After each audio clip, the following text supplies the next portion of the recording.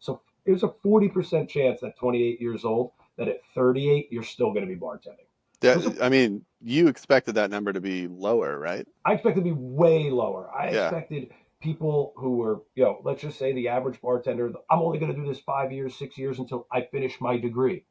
Right. So Or if I'm just like trying to get through the summer here, or like whatever it I, is. I, I think a lot of people regard the career as a stepping stone to something better. Um, So if we're thinking that the stepping stone to something better is something like getting a graduate degree or getting more professional or going to law school or I don't know, becoming like the best badminton player, whatever your stepping stone is, you figure that a life change is about 7 years, is they or the 7 year itch, then in 10 years, why would you not think you're going to be somewhere else? Right. So, Yeah. eh, so to see 40%, I was like, wow, I guess.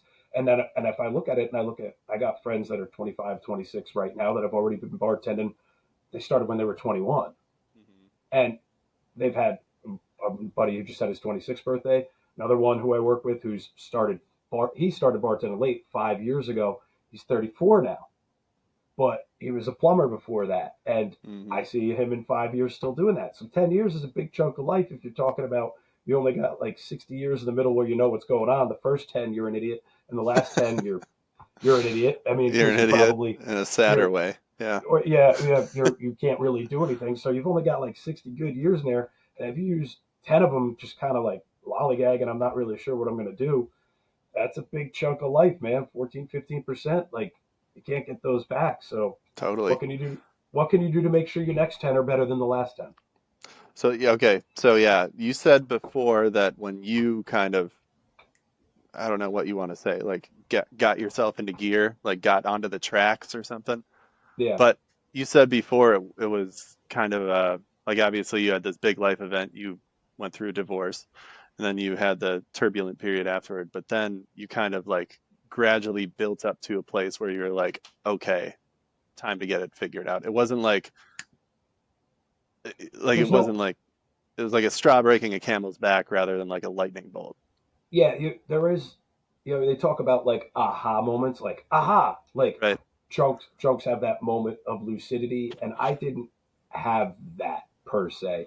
Um, it was definitely a build up, and like all these pieces just kind of like interconnected, and I was like, man, I'm not sure I want to be a bartender at Birdsall House, Kyle's, or Fulgham's when I'm 50. Hmm. And and that's nothing against those places. As a matter of fact, these places are like my second homes. People that work at Birdsall, Fulgham's, and Kyle's were close to me even before I was married. Some of those I invited customers to the wedding, and they came. Like, it's it's much more than, we don't talk about that, but a bar is much more, a real hometown bar is more than just a business. Like, Or it's an office community. like other Yeah, people. it's community building endeavor here. This is actually people that like will. There are people that if I left the industry tomorrow, I would still be friends with them, and I would still go to their barbecues, and we would still text, and we would still go to the movies, and we'd still meet up on the weekends for drinks. Like, I've transcended that point of you're just customers. I have people that are lifelong friends because of that. And that's, I don't even know where I was going with this, but yeah. So, um, I guess the aha moment. You Yeah, it know, was like you said that you were thinking about it and you're like, I don't know if I want to be bartending at these places when you're and 50. and go back to my ex-wife. We had a discussion one day where she was like, I really want to buy a bar, and I was like, I really don't think we should buy a bar. I think we should buy a house. I think this makes a lot more sense. And I'm sure that was probably, you talk about divorce, it's not like one thing. I'm sure there's 15 different things that are where I know that there was 15 different things that were wrong with our marriage. Hmm. That being said, I think for her, that was an aha moment where she was like, I want to own a bar and he doesn't. Right. And why doesn't he want to own a bar? And I said, well, I'm pretty happy. Pretty content. I'm making a lot of money as an independent bartender, and it gives me a lot of flexibility, a lot of time to pursue the things that I like to do: reading, writing, riding my motorcycle, like the three R's, as it were. Um, uh, and but I also know all the downfalls of owning a bar too, Right. because that's something you take home with you all the time. And I think the contentment at the time, I was like, I'm making money, I'm good, this and that. But then the more I dug into it, I was like, I'm happy, but I'm not content. Mm, And I didn't really understand the difference between the two. I was happy because I was making money. I was pursuing the things that I wanted to do. I was able to have some flexibility, but it wasn't as rewarding as being a bar owner either, gotcha. because everything that went right and wrong at my bar was my fault, for better or ill. Everything that goes right and wrong at the places that I work at, I can carry a little bit of responsibility for that.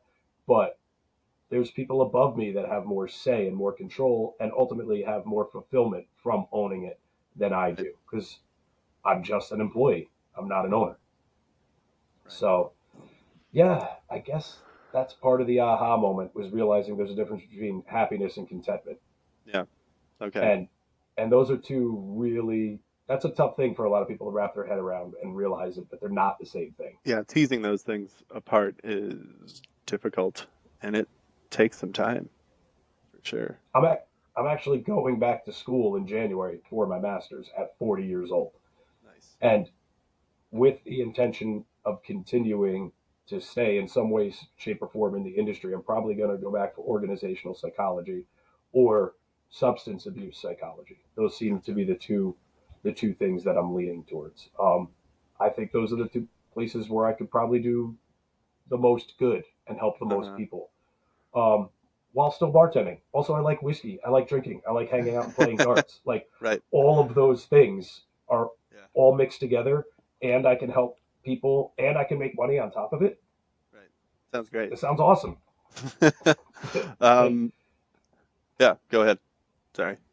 so yeah, I mean, that's, I've tried to put together a couple little articles and stuff and help people out and these stupid little Reddit forums. I've definitely had people message me. I had a couple video calls comparable to this. People just asking for advice. Um, Oh, like personal, like what, like I'm yeah, at this place in my life. Okay, got it. yeah. I guess you could call it coaching, but like, I don't.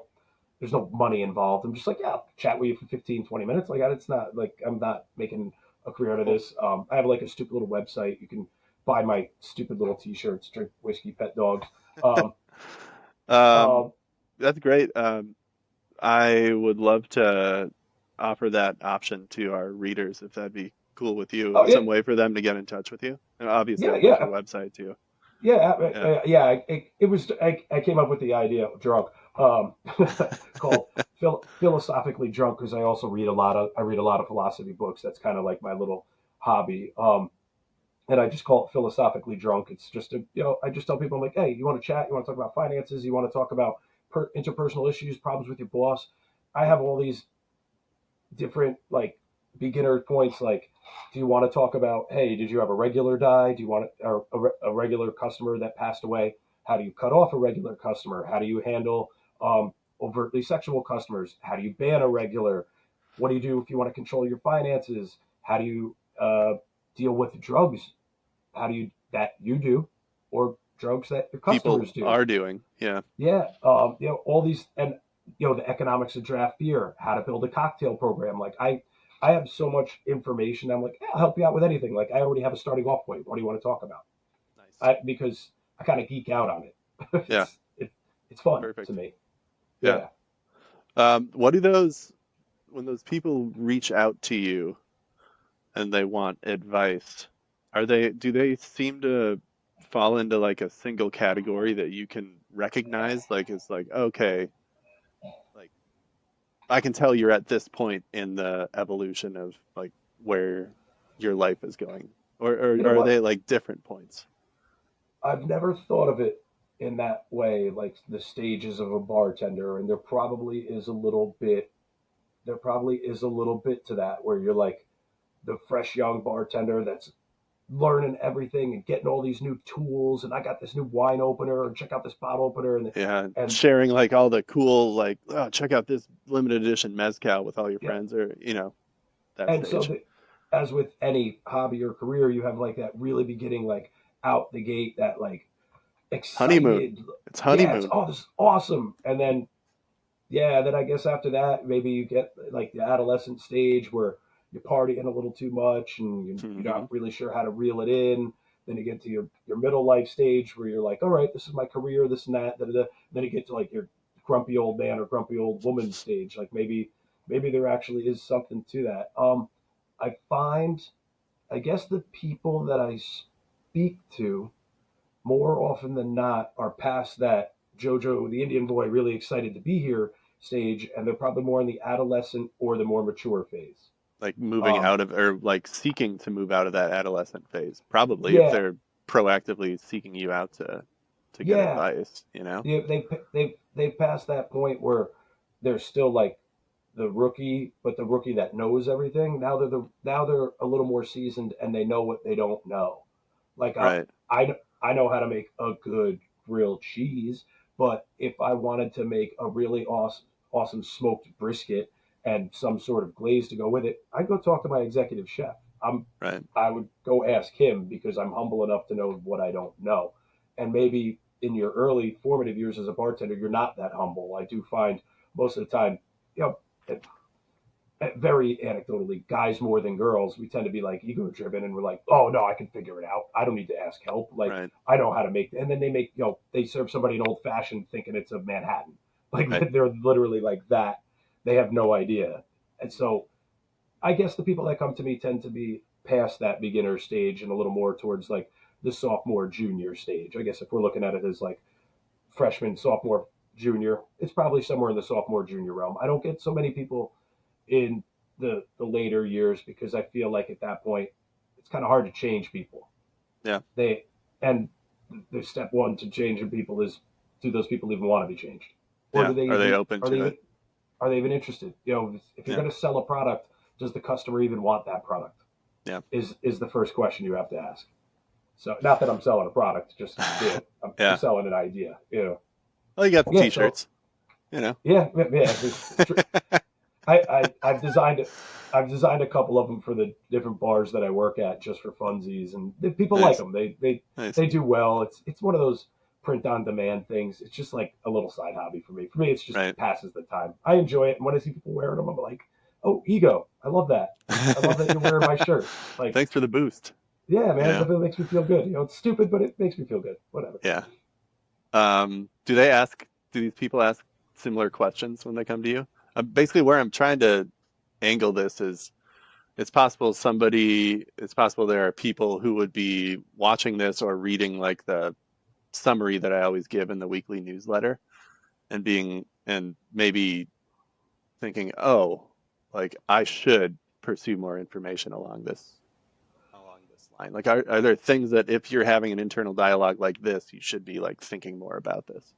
So okay, so the big problems, the big five that I've identified that also played out in the data that I've done, um, is the number one thing that bartenders worry about is uh, personal life and work balance.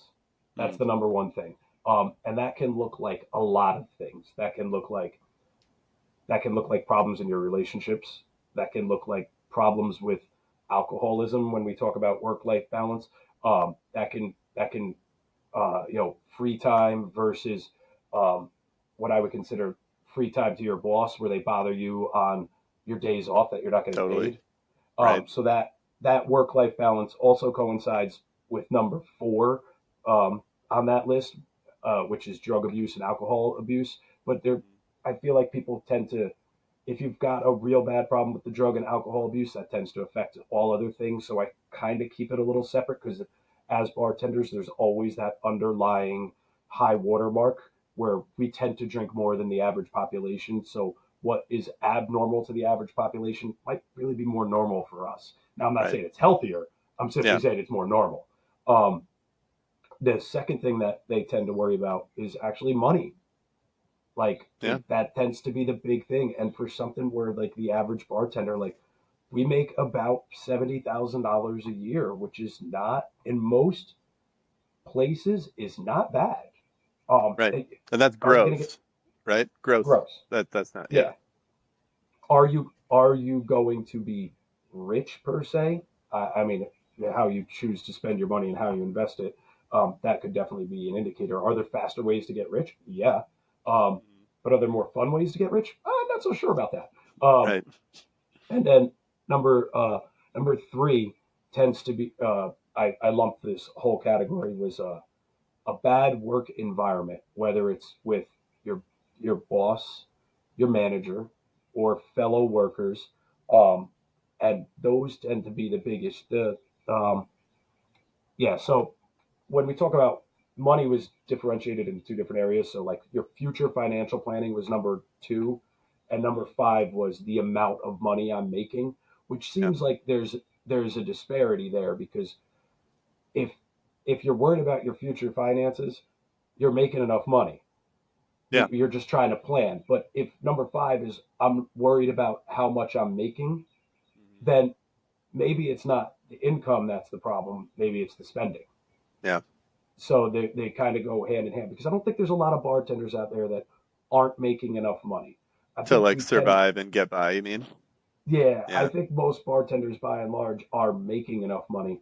I just think they're probably spending too much money and enjoying the lifestyle a little too much more. Again, Yeah. totally anecdotal. There are obviously exceptions to every rule, and I'm sure there's bartenders that maybe work in these little towns where there's only 300 people, and a $50 night with their $25 shift pay, $75 is a really good night. If Hmm. if I made $75, my boss would call me the next day and be like, "What did you do wrong?" Like that Right. would be that would Yeah. be a discussion. I would have like, did you lose power? Did Right. did the cop show up and shut us down? Like, what happened? Like, there's places my where I could have $1,000 in sales and that's good, and then I have other places where like we did $6,000 in service on a Saturday. So I understand that there's a lot of minutiae to that, and what's Right. good for me is not necessarily good for somebody else, and what's bad for me is awesome for somebody else. I understand that, but by and large, I don't think bartenders are broke unless they're making really bad financial decisions or you know they're just in the wrong locale to be making money. Yeah. It could be Yeah. I that mean, too. yeah, you can be in New York City and not be pulling enough shifts and be struggling for sure. Yeah, 100. If you rent, if you're pulling down $2,000 a week, but your rent's $5,000 a month, I mean, yep, that still only leaves you with a net of $3,000 to live on. So you're going to McDonald's for the value menu. Like Yeah. Ugh. I mean, not that 3,000. New York City is a unique example. Yeah. But Yeah, for but sure. there's other cities out there that are just expensive, and just like Yeah. that. If you don't have 8 shifts, you're not making enough money. Yeah. Yeah, for sure. Um, you was that ranking in order of importance? Yeah, and Yeah. that was Okay. so that ranking was in order of importance based on respondents, and there were every almost. I mean, there was that one I had. I don't know, it's like 1,100, 1,200 votes. It was a lot of people got interested, and a lot of people got involved on the discussion. That drives the algorithm. The more people talk about it, Oh the yeah, more the poll for ends up sure. on the top. Obviously, um, and a lot of people said I have issues with all of these Yeah. in at one time or another. Whether it's fighting with my new manager or my boss is on my back or my wife is mad because I sleep too late, which is a big thing for people that have opposite schedules. That's a big disparity in the Totally. industry. If your significant other is not in the industry, it's really difficult to be on the same page because Yeah. the hours are so erratic. But by and large, everybody said it's not just one thing that I have a problem Yeah. with, which is like any job. Some days are worse than others. You're getting along with everybody, and other days